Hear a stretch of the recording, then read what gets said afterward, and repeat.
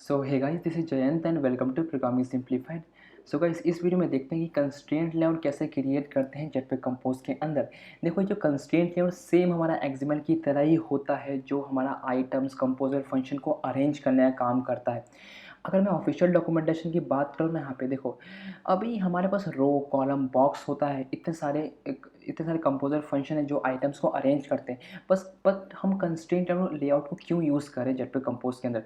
देखो, constraint layout बोलता है ना कि मुझको कब यूज़ करना है, जब आपका यूआई कॉम्प्लेक्स है थोड़ा। कॉम्प्लेक्स का मतलब ये है कि यार, बहुत सारी आप हायरार्की यूज़ कर रहे हो कोड के अंदर। हायरार्की का मतलब ये है कि मान लो एक रो बनाया, उस रो के अंदर एक और नेस्टेड रो क्रिएट किया, एक और रो क्रिएट किया, तो ये जो कोड थोड़ा कॉम्प्लेक्स हो गया, मतलब बहुत ज़्यादा कोड लिखना पड़ रहा है उस चीज़ को। तो कंस्ट्रेंट लेआउट के थ्रू क्या कर सकते हैं हम लोग, एलिमेंट्स को, जो कंपोजर फंक्शन है, जो आइटम्स है, उसको कहीं भी भेज सकते हैं स्क्रीन के अंदर। तो ये बेनिफिट होता है कंस्ट्रेंट लेआउट का। और भी चीज़ें होती है कंस्ट्रेंट लेआउट के अंदर, जैसे गाइडलाइंस, बैरियर्स और चेंज की बात करो ना, यहाँ पे देखो गाइडलाइन, बैरियर्स एंड चेंज। तो इसके थ्रू भी हम एलिमेंट्स को अच्छी तरह से अरेंज कर सकते हैं, और ये पूरा एकदम एक्सएमएल की तरह ही वर्क करता है, सेम इसके अंदर भी कोई डिफरेंस नहीं है यहाँ पे। ठीक है, देखो अभी हो चुका है, अभी आते हैं अपने कोड के अंदर। और देखो, सबसे पहले आपको एक डिपेंडेंसी ऐड करनी पड़ती है, जिसका नाम क्या है, कंस्ट्रेंट लेआउट कंपोज करके। मैं नीचे डिस्क्रिप्शन में लिंक दे दूंगा इसका। ठीक है, अभी देखो क्या करना है कि मैं यहाँ पर एक कंस्ट्रेंट लेआउट डेमो नाम की फ़ाइल क्रिएट कर चुका हूँ यहाँ पर। तो देखो, अभी देखते हैं ना कि एक सिंपल सा हम कंस्ट्रेंट लेआउट कैसे क्रिएट करते हैं जेटपैक कंपोज के अंदर। देखो, सबसे पहले अगर आपको कंस्ट्रेंट लेआउट क्रिएट करना है ना, तो एक कंस्ट्रेंट लेआउट नाम का एक कंपोजेबल फंक्शन होता है यहाँ पर। तो कंस्ट्रेंट लेआउट नाम का एक कंपोजर फंक्शन क्रिएट किया। अब मैं इस पर क्लिक करूँ ना, तो ये कुछ पैरामीटर लेता है। सपोज मान लो मॉडिफायर हो गया यहाँ पर, और सेकंड आप छोड़ सकते हो यहाँ पर। थर्ड आपका होता है कुछ कंपोजर फंक्शन लेता है, जो कि आपका कंस्ट्रेंट लेआउट स्कोप है। ये कंस्ट्रेंट लेआउट स्कोप क्या होता है, इसके अंदर हम अपना आइटम्स रखने वाले, मान लो कुछ बटन रख दिया, कुछ टेक्स्ट रख दिया, कुछ बॉक्स रख दिया, जो रखना है हम रख सकते हैं। तो ये मेनली अभी 2 पैरामीटर लेता है, और भी पैरामीटर लेता है, बट उस चीज़ को हम लोग नेक्स्ट वीडियो के अंदर देखते हैं कि और कौन कौन से पैरामीटर लेता है ये। तो अभी देखो, मॉडिफायर का मतलब क्या है, कुछ चेंजेस करें तो हम कर सकते हैं यहाँ पर। तो अगर बात होती है यहाँ पर मॉडिफायर की, तो अगर मैं क्या कर सकता हूँ यहाँ पर, modifier is equal to fill max, यहाँ पर आराम से विड्थ प्रोवाइड करवा सकता हूँ यहाँ पर। ठीक है, फिल मैक्स विड्थ प्रोवाइड करवा दिया। अभी देखो, सबसे इंपॉर्टेंट ये है ना कि ये अपने अंदर कुछ आइटम्स रखा होता है यहाँ पे। ठीक है, देखो अगर कंस्ट्रेंट की बात करूँ ना यहाँ पर, अगर हमें इसके अंदर कुछ आइटम्स रखना है ना, तो सब आइटम्स को हमें एक डिफरेंट डिफरेंट आईडी प्रोवाइड करवानी पड़ती है, तब ये काम करेगा। समझे, जितना भी मैं कंटेंट लिखूंगा कंस्ट्रेंट लेआउट के अंदर, जैसे मान लो सपोज मुझे कुछ बटन देना है, टेक्स्ट देना है, एडिट टेक्स्ट देना है, तो अगर जितने भी कंटेंट लिखूंगा, सबको एक डिफरेंट डिफरेंट आईडी होनी चाहिए। तभी हम लोग क्या कर सकते हैं, उसको कंस्ट्रेंट प्रोवाइड करवा सकते हैं। ठीक है, तो क्या कर सकते हैं, हमको क्या करना पड़ेगा, सबसे पहले आईडी डिफाइन करना पड़ेगा इसके लिए। तो एक मैंने वेरिएबल क्रिएट कर लेते हैं यहाँ पे। मान लो कि मैं इसके अंदर 3 कंटेंट रखने वाला हूँ, तो मुझे यहाँ पे 3 आईडी चाहिए होगी। यस, तो मान लो मैं यहाँ हूँ box 1, box 2 एंड box 3 लिखना पड़ेगा, और इक्वल टू पास करके यहाँ पे क्रिएट रेफ पास कर दो। क्रिएट रेफ कौन सा होगा यहाँ पर, कंस्ट्रेंट और स्कोप डॉट कंस्ट्रेंट और रेफरेंस ही आने वाला है। तो अभी ये हुआ क्या, box 1, box 2, box 3 मैंने 3 वेरिएबल क्रिएट कर दिया, और उसको यहाँ पे असाइन कर दिया क्रिएट रेफ्स। इसके थ्रू हम क्या कर सकते हैं, एक आईडी क्रिएट कर सकते हैं डिफरेंट डिफरेंट। अब ये box 1, box 2, box 3 हमें उस 3 कंटेंट को देने पड़ेंगे।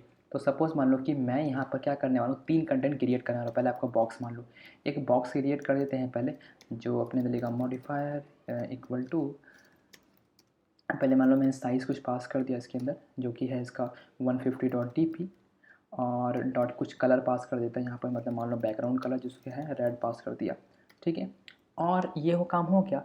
अब मान लो कि मैं 2 और बॉक्स क्रिएट कर लेता हूँ, मान लो कॉपी किया, देन पेस्ट यहाँ पे कर दिया, और इसको जो साइज़ देता हूँ यहाँ पर कुछ 100.dp,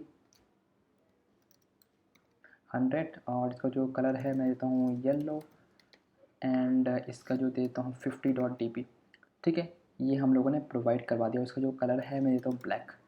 तो ये हमारा काम बन चुका है। यहाँ से देखो, हमने 3 बॉक्स क्रिएट कर दिए, लेकिन मैंने कहा था ना कि जितने भी कंटेंट्स यहाँ पे क्रिएट करूँगा, सबको डिफरेंट डिफरेंट आईडी प्रोवाइड करवानी पड़ेगी। जैसे ये box 1, box 2 बनाना है, इनको प्रोवाइड करवाना पड़ेगा। तो हम लोग कैसे करते हैं, कुछ नहीं करना पड़ता है, इस मॉडिफायर पे हम लोग को डॉट करना पड़ेगा, और होता है कंस्ट्रेंट एस, होता है यहाँ पर कंस्ट्रेन एस होता है और ये बोलता है कि भाई मुझे वो आईडी दे दो, तो यहाँ पे बॉक्स 1 हम लोग पास कर सकते हैं और यहाँ पर एक कर्ली ब्रेसेस पास करो। ये मैं आपको कुछ देने बताऊँगा इस कर्ली ब्रेसेस के अंदर हमें क्या काम करना पड़ेगा। तो सेम इसके लिए भी करना पड़ेगा, यहाँ पर डॉट कंस्ट्रेन पास करो और यहाँ पर हम बॉक्स 2 दे सकते हैं आराम से, और डॉट करके यहाँ भी आओ एंड कंस्ट्रेन एस पास करके और ये बॉक्स 3 पास करना पड़ेगा और यहाँ से कर्ली ब्रेसेस लगा दो। और कर्ली ब्रेसेस का हम लोग थोड़े देर बाद देखते हैं कि इस कर्ली ब्रेसेस में बेसिकली क्या होगा ना, कि जो भी हमें कंस्ट्रेंट प्रोवाइड करवाना है ना, तो वो उसका वहाँ पर काम होता है।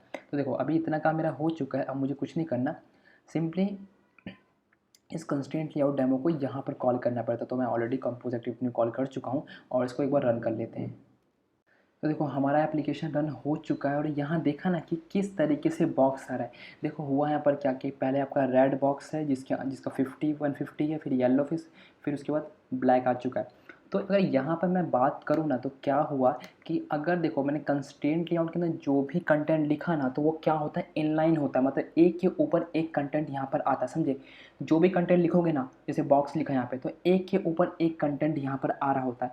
तो हमको क्या करना पड़ता है, उसको अरेंज करना पड़ता है। मतलब मान लो कि एक के बाद एक कंटेंट आए या हॉरिजॉन्टली आए, वर्टिकली आए, उस तरीके से अरेंज करना पड़ता है। तो बाय डिफ़ॉल्ट क्या होता है कि एक जो कंटेंट होगा एक के ऊपर एक आएगा।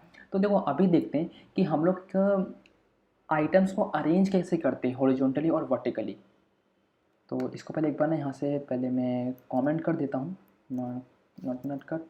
इसको एक्चुअली क्या करना है, इसको यहाँ से, ठीक है। तो देखो अभी मैं क्या करता हूँ यहाँ पे सबसे पहले कि अब देखते हैं कि आइटम्स को ना हॉरिजॉन्टली कैसे अरेंज करते हैं यहाँ पर। तो एक और कंपोजेबल फंक्शन क्रिएट कर लो और अरेंज हॉरिजॉन्टली कैसे अरेंज करते हैं किसी आइटम को यहाँ पर, समझे। तो ये काम हो गया और इसके लिए करना पड़ेगा सिंपल, हमें पहले कंस्ट्रेंट लेआउट को कॉल करना पड़ेगा। कंस्ट्रेंट लेआउट कॉल दिया, देखो हम यहाँ पे करने का क्या वाले हैं कि हम 3 टेक्स्ट व्यू लेने वाले हैं यहाँ पर। तो सबसे पहले हम लोग क्या कर सकते हैं यहाँ पर, एक पहले इसको ना यहाँ से modifier equal to fill max width provide करवा देते हैं इसकी। अभी पहले मेरे को आईडी प्रोवाइड करवानी पड़ेगी। तो मान लो कि मैंने एक आईडी दे रहा था यहाँ पर text1, text2 and text3 equal to create refs pass करना पड़ेगा यहाँ से। इस तरीके से मैंने पास कर दिया। अभी बारी आती है कि मुझे वो टेक्स्ट लिखने यहाँ पर। तो सबसे पहले क्या करता हूँ, मैं 3 टेक्स्ट यहाँ पे क्रिएट कर लेता हूँ। तो मानो मैंने पहले टेक्स्ट किया, टेक्स्ट कंपोजेबल फंक्शन क्रिएट किया यहाँ से एंड यहाँ से लिख दिया text1, ठीक है। और एक कर देते हैं यहाँ पर text2 और यहाँ से कर देते हैं हम यहाँ पर text3।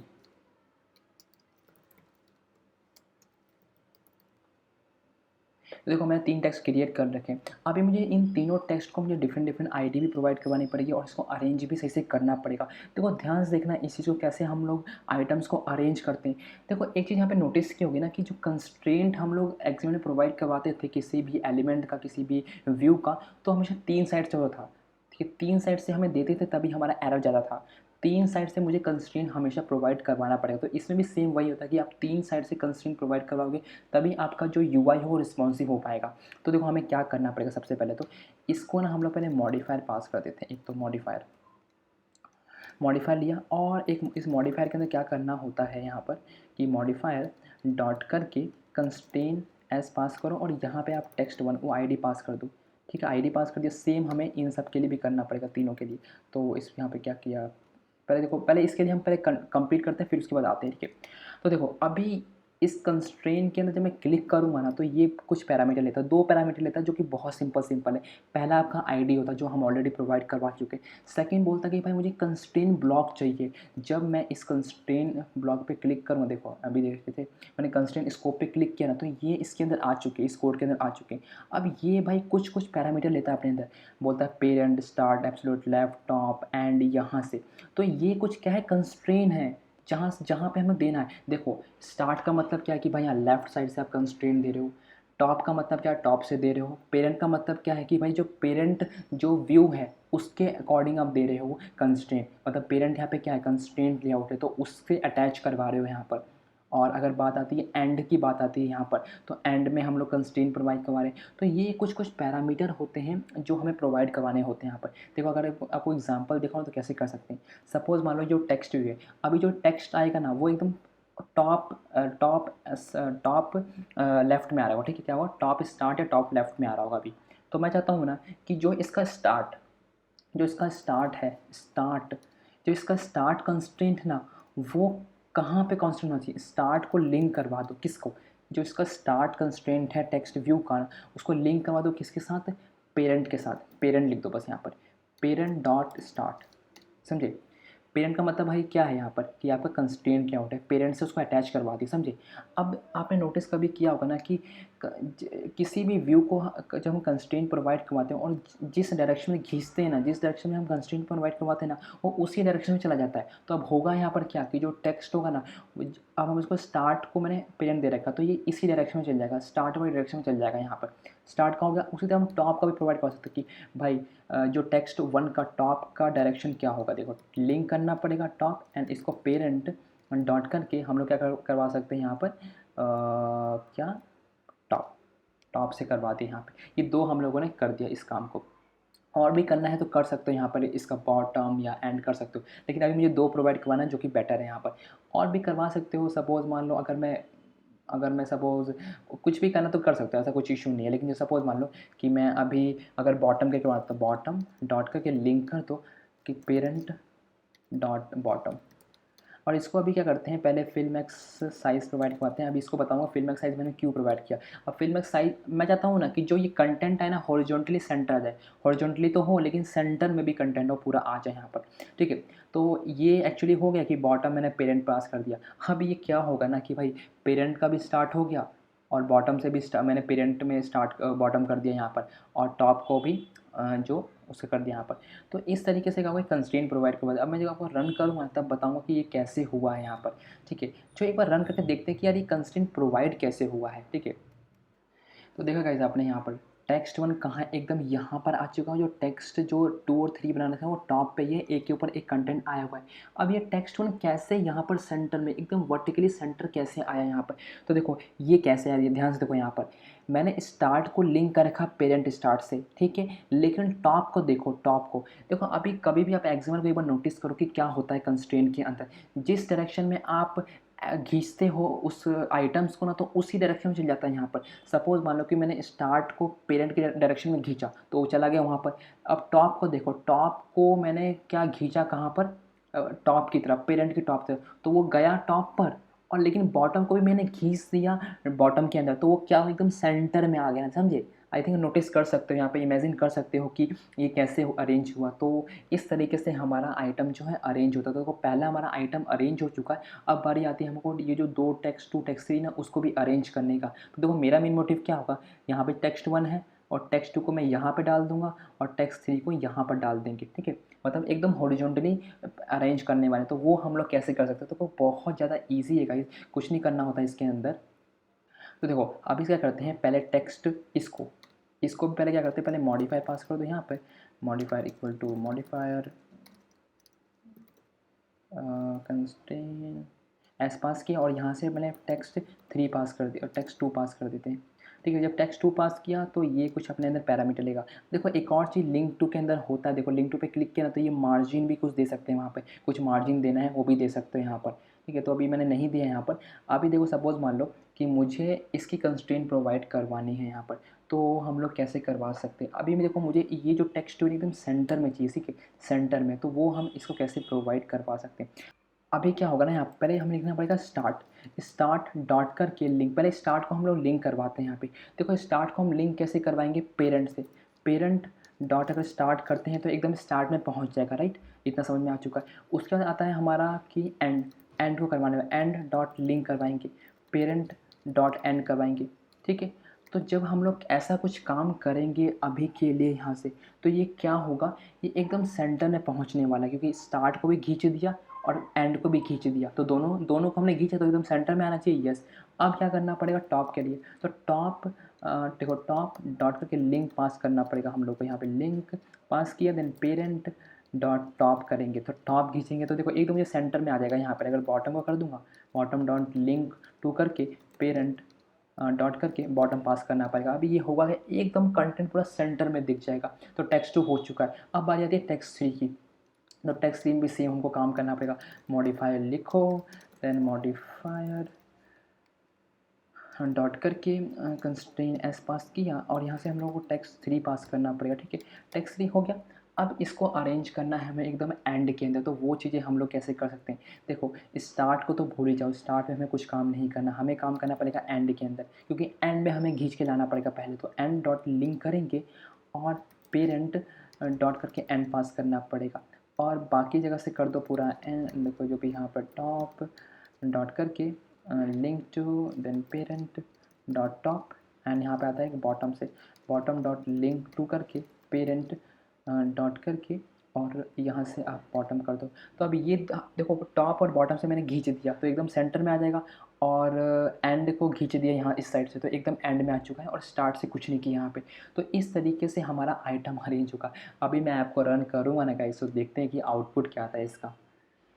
तो देखिए गाइस यहाँ पर टेक्स्ट 1 टेक्स्ट 2 और टेक्स्ट 3 एकदम यहाँ पर हमारा सेंटर में आ चुका है, जो कि हॉरिजॉन्टली यहाँ पर देखा। इस तरीके से हम लोग आइटम को अरेंज करते हैं कंस्ट्रेंट की आउट के थ्रू। देखो अभी आपको एक टास्क देता हूँ कि आप वर्टिकली अरेंज करके दिखाओ इस चीज़ को। मतलब जो टेक्स्ट 1 जो होना चाहिए ना वो एकदम टॉप पे, टेक्स्ट 2 यहाँ पर और टेक्स्ट 3 यहाँ पर। तो ये बहुत ईजी आराम से अरेंज हो जाएगा। एक बार ट्राई करोगे ना तो बेटर है यहाँ पर। तो आई होप कि समझ में आया होगा कि कंस्ट्रेंट लेआउट कैसे वर्क करता है जब पे कंपोज के अंदर।